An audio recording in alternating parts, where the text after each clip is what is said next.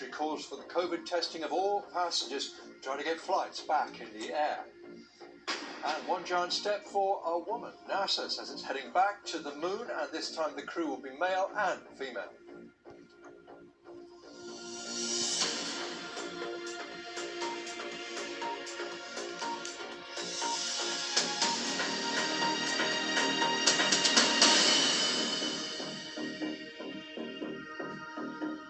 Hello, the United States has now recorded at least 200,000 coronavirus deaths.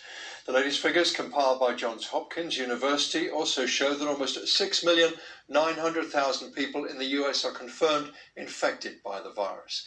This was President Trump's reaction to the latest toll. I think it's a shame.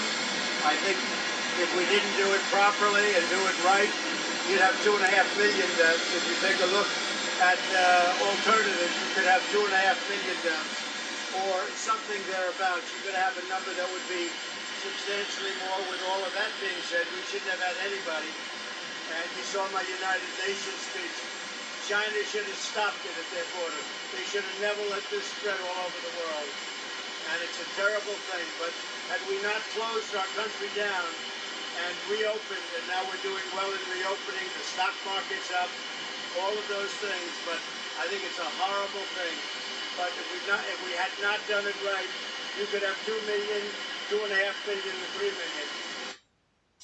Well, the number of deaths in the US are high, and there is a growing concern that infections will continue to rise during the winter months. They equate to just below 62 deaths per 100,000 people. That's the 6th highest rate of mortality from COVID worldwide. It's 6 times higher than Germany, a country lauded for tackling the pandemic well, has a rate of 11.32 per 100,000. And if we look at China, where the virus started, they have a rate of 0.34 deaths per 100,000. As with any country, the rate of death across the US varies widely. New York has been the hardest hit, with 33,000 deaths, close to 500,000 cases. Here's what Nancy Pelosi, the Speaker of the House of Representatives, a Democrat of course, had to say about the president's handling of the outbreak. But this was preventable. Not all of it, but much of it. And what could be lost in the future is preventable too, if we embrace science. Science instead of politics. At the Center for Disease Control, great scientists there demoralized by the political overturning of recommendations to save lives. Well, Dr. Ashwin Vasan is a public health professor at